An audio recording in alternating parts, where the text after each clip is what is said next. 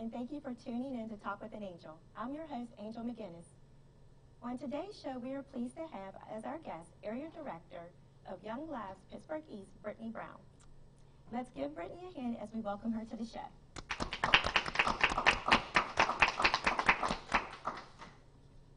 Welcome to Talk with an Angel, Brittany. Thank you. I'm pleased to be here. And we're pleased to have you. Now, can you give us a brief history of the Younglives Pittsburgh East and how it's related to Young Life? Well, Young Life is the head umbrella, and they work with adolescents. Young Lives came to the Pittsburgh area in 2008, and Young Lives' primary focus is introducing Christ to teenage mothers and their babies. Now, what is the mission and vision of Young Lives? The mission and the vision is just to introduce young women who are teen moms to the purpose God has for their lives, and to introduce Jesus Christ to them and their babies. So that's our mission. Great. Now, can you share your journey on how you became the area director for Young Lives? I understand you have a powerful testimony, and we'd like to hear it. Well, thank you. Thank you. Yeah, so I am a child of 5. My mother and father have 4 together, and then my mom has an older child from a different father. So we grew up in a great deal of poverty, drug addiction. Both my parents were addicted to drugs and alcohol, like heroin and crack cocaine. And there's a lot of domestic violence in my family. So when my dad would abuse my mom would in return abuse the children physically that she had with my father. I just remember getting out of tub sometimes dripping wet. My mom would just spank me with a belt, and I would have to run underneath my bed trying to hide from her. But I always had a very supportive family, as much as they could, as much as my parents will allow them to interact with us. But I always had what I would say, a praying grandmother. So, there were some times where she couldn't get to us physically when something was happening. If we had to run I just remember as a child having to run in the middle of the night, sometimes without a coat, sometimes without a shoes, in my mom's attempt to get away from my father. And on those times that my grandmother physically couldn't get to us, she would pray over the phone with us. So I always had a praying grandmother behind me. And then as we got older, we just moved around a lot. We were constantly getting evicted, constantly moving, constantly couch surfing, or floor surfing, I should say, because we're sleeping on the floor a lot. So we didn't always have a stable environment. And when I turned 14, I officially re-entered CYF. So I was in foster care, kinship care. I lived different places, but in the kinship care, I lived with my great aunt, my older sister, who was only 7 years older than me, and she took in 4 of her younger siblings. So she was in her early 20s, take on the responsibility of her 4 siblings. And then I lived with my grandmother, and I eventually ended with my father, and I just decided I had enough of CYF. I was sick of CYF, and I just walked away. I left my dad's house and said, I'm out. And then I found out later that I was pregnant. I was 16. I became pregnant with my eldest son, who's now 11. And that's kind of where my journey started with Young Lives. God put it on my heart when I was 11 years old. I had a dream that I was supposed to open up a home for teen moms. I said, okay, God, I'm 11. I got about 40 years. I'll be 50, when I start working with teen moms. I'm just trying to focus on school. I'm not even into boys. Why would even a teen mom relate to me at 11? Years old. Right. And then at 16, I became a teen mom myself. And I always tell people I really hold on to a scripture from Genesis chapter 50, verse 20, where it said, Satan intended for my harm, but God intended for my good, for this very moment, to save the lives of many. You know, so, and I feel strongly if it weren't for me being a teen mom, I wouldn't be able to engage as well as I do with the teen moms that I serve now. So then I went on to join the military. I served my country. That was a great honor for me. And then I eventually started to, when I came back to Pittsburgh, I started to work for what they call the Youth Support Partner Unit, and that's for Allegheny County. And that division of the county, it is for alum of the system. So if you were in foster care, probation, mental health, behavioral health, you then come back as a mentor, and then you become a mentor and an advocate for youth who are in a similar situation as yourself. But during the course of me working there, I also volunteered with Younglives. You know, I called around to almost 4 or 5 different agencies who mentored teen moms, and nobody called me back except for Younglives. Of course. So, right, so I thought that was just God's way of telling me, you have to be here. You know, he closed the door to other agencies and said, this is where I need to place you. So I volunteered, and then off and on for about 4 years, and then when I came back to Younglives again, of October of last year, the director had stepped down. And then God told me that my very first meeting back, he said, now's your time to step up. And I said, okay. So I've been here officially since March 5th. Oh, wow. That is a very powerful testimony. Yes, and you can relate to a lot of the teenage moms because you've been through. Right. Now, if I'm a teenager who's pregnant, how can I be a part of Younglives? Are there any fees or other requirements, like age or geographical restrictions, and can I bring my baby or child? Well, the moms can always bring their babies. I don't have any daughters of my own. I have 4 boys. Oh. So I regard all the girls that I work with as my daughters, and even though I'm only 28, I regard their children as like my grandchildren. But there aren't any fees associated with Younglives. The only requirement is that you are a teen mom, and there aren't any age restrictions. When you become pregnant, it's like a self-referral service, so you don't have to have like an agency refer you over. You can call me directly, you can email me, you can text me. I know some people don't like calling anymore. Yeah, so, always text. Yeah. Right, so text message a lot. So you can text me and say, hey, I found out I'm pregnant, I need a referral source, things like that. Primarily, I do focus my efforts on the East. Anything kind of after Squirrel Tunnel, like even Homewood, Wilkinsburg, anything like towards that side of town, Whitman Hill School District, Penn Hill School District. However, if there is a teen mom who is further out, like I have a teen mom who I don't work with directly, but through working from the county, I was able to connect her with different programs that can work with her, but I still keep in contact with her, and I still meet with her once a month, even though my focus is the East. But yeah. Well, that's great. Now, what makes Younglives different from other agencies who may work with teen moms? Right, and that's a question a lot of people ask. What kind of separates you apart from other agencies? So Younglives is a Christian, faith-based mentorship program. And the difference, I think, for Younglives is just we don't kind of have restrictions, kind of like if it was from like a contracted provider agency. There's some things you cannot do. Because we are faith-based, I can pray with the girls. I can kind of really form an intimate relationship with the girls. So our program kind of goes beyond come to school, meet with me, or come to my group and meet with me. We form a very intimate relationship and a great bond with our girls. More hands-on. Yeah. Now, looking at your brochure, it seems that you have 3 components: club, camp, and campaigners. Now, can you tell our audience about each one of those? Sure. So club is when we get together with the girls, and we get together with the girls about once a month now. I'm hoping to move it towards twice a month.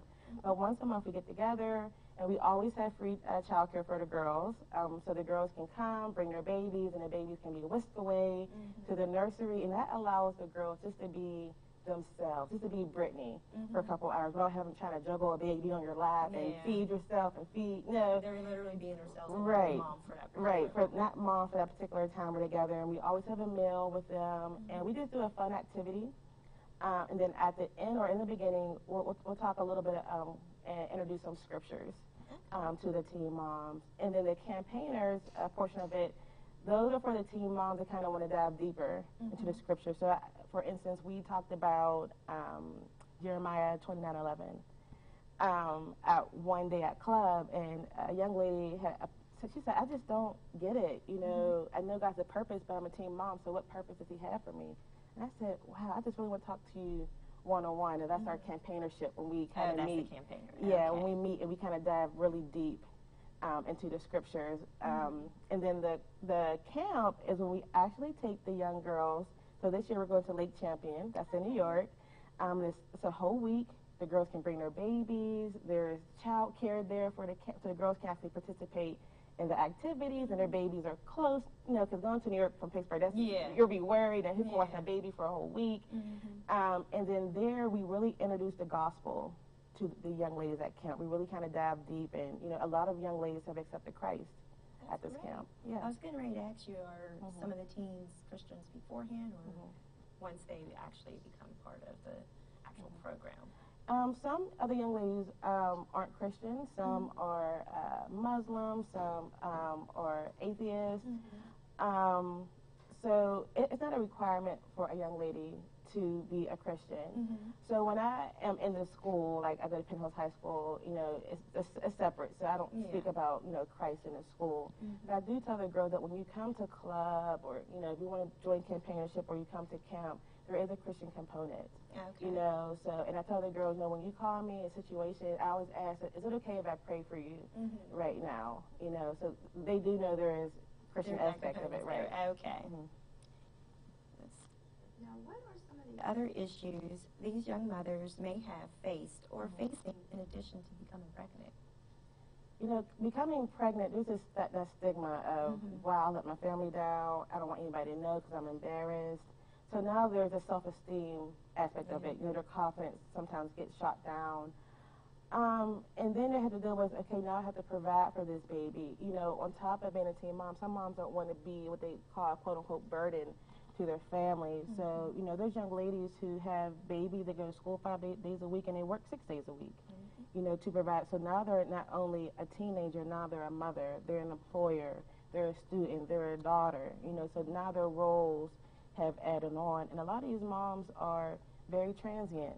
You know, they may be involved in foster care or some type of system involvement.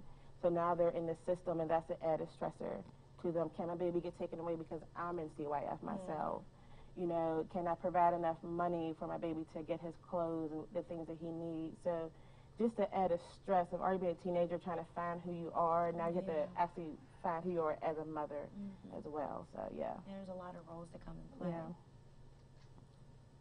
Can you tell us about the mentoring component of Younglives?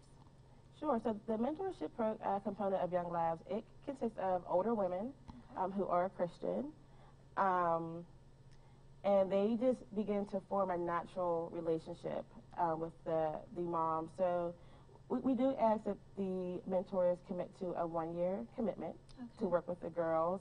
And we ask that they come to club, which is once a month, and we do ask that they interact with the girls throughout the month, whether that's a text message, a call. Just kind of checking in on them. Yeah, checking in. And it's, I say, you know, I say check in once a week, but that's something you would do anyway for a family member, you know, so it's kind of natural with them. And then we do ask them to eventually invite the young girls to church, because a lot of the young girls don't have a church home, you know, for whatever reason. So we do ask them to invite the girls to church, so that way the girls are comfortable because they know somebody there.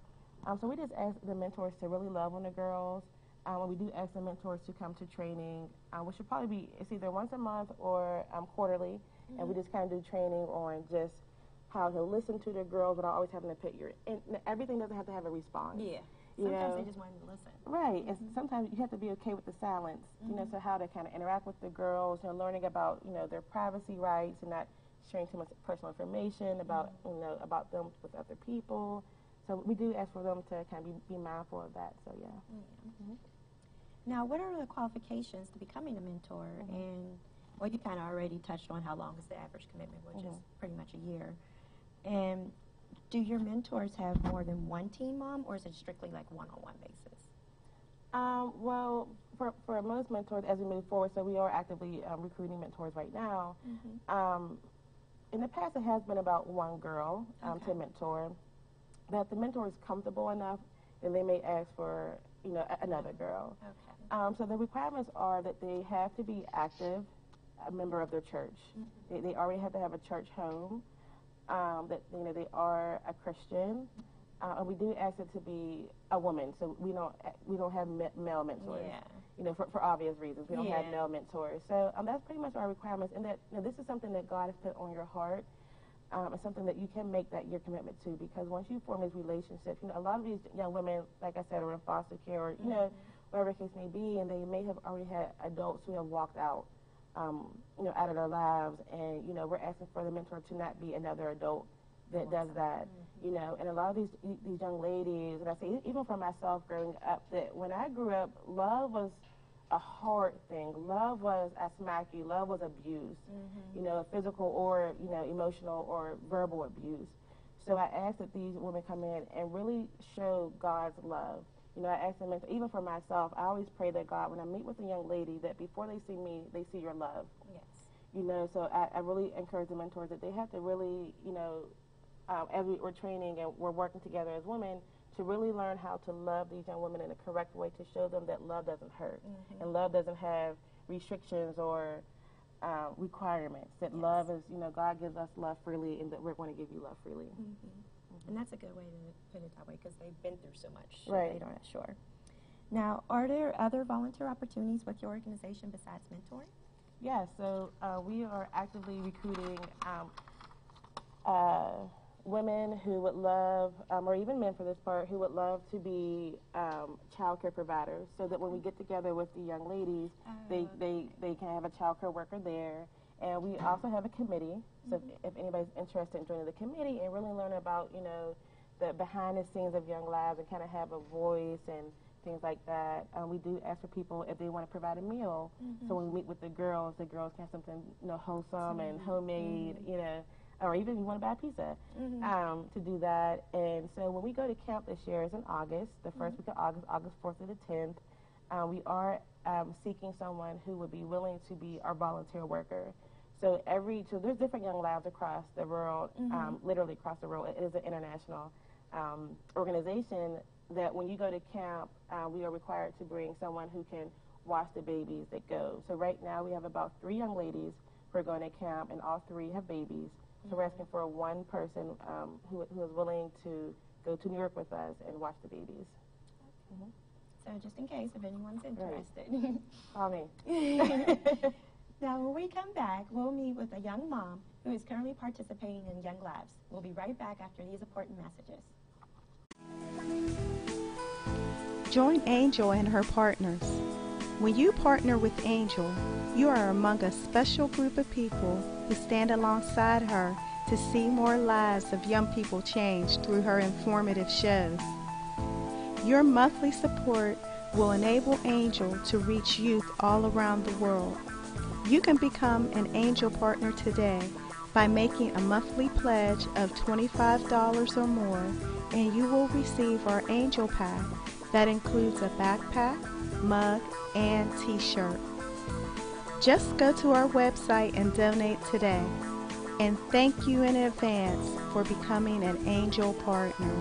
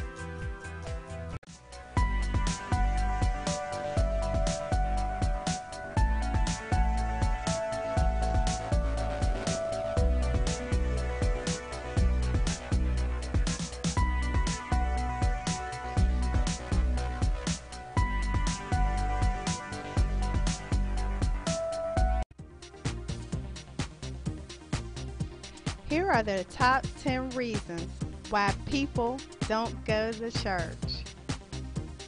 Number 10, the pastor doesn't respond to my remote control. Number 9, 3 letters, NFL. Number 8, I don't have kids yet. Number 7, I have kids. Number 6, people that happy give me the creeps. Number 5, last time I kneeled, I had a hard time getting up again. Number 4, I'm a good person and I want to avoid hearing otherwise. Number 3, prefer Doritos to those little crackers they pass out. Number 2, when I want to feel guilty, I just call my mother. And the number 1 reason people don't go to church is because they haven't tried New Vision Community Church yet. Put down the remote and forget the excuses. People around town are discovering that church can be different. At New Vision Community Church, you'll find a casual atmosphere, great music, relevant messages, and friendly people who genuinely care about each other. Stop in this Sunday at 11 a.m. and leave the top 10 to late night.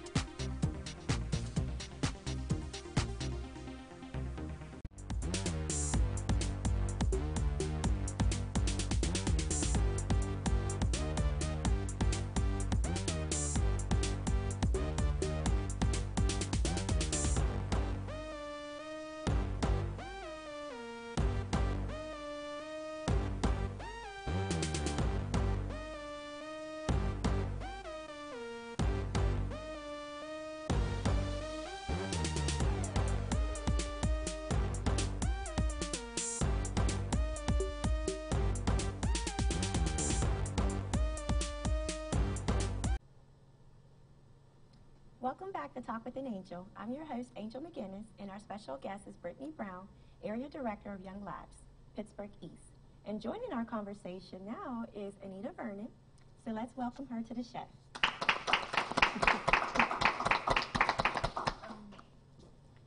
Anita, can you tell us about your journey and how you got involved in Younglives?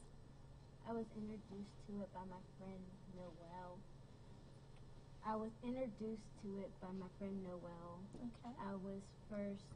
first joined whenever my friend texted me out of the clear blue and said, oh, you should go to this program.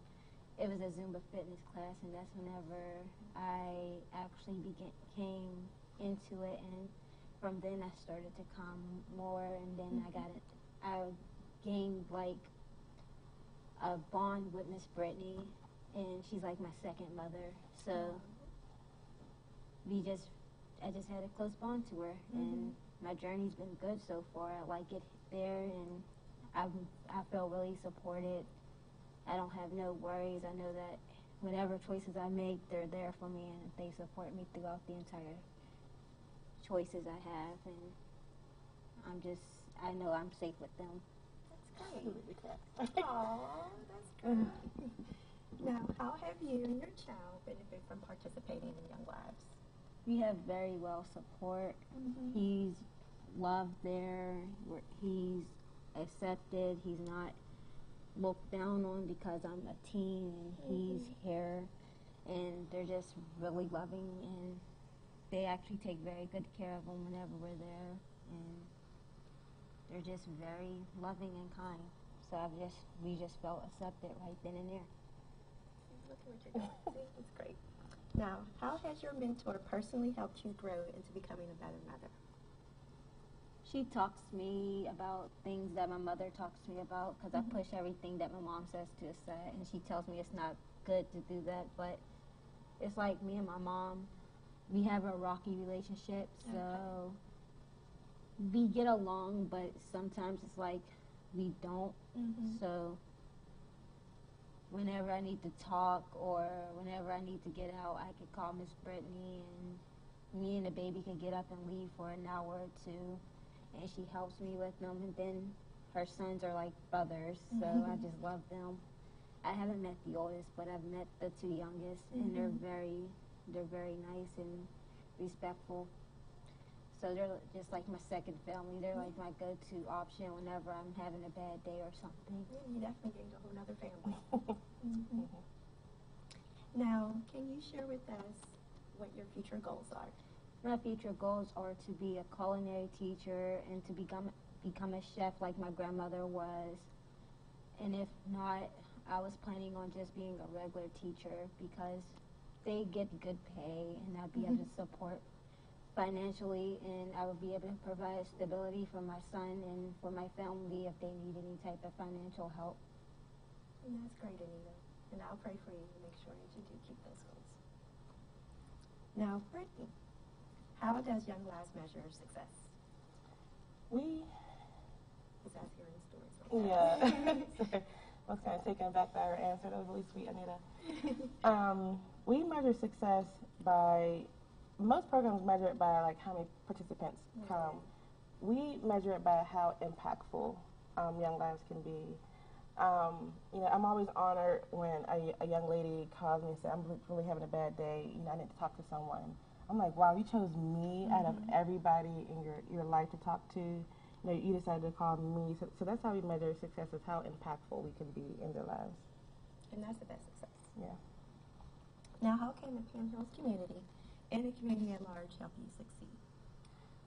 They can help us succeed by, so Younglives is a nonprofit organization, so we really depend on donors supporting us.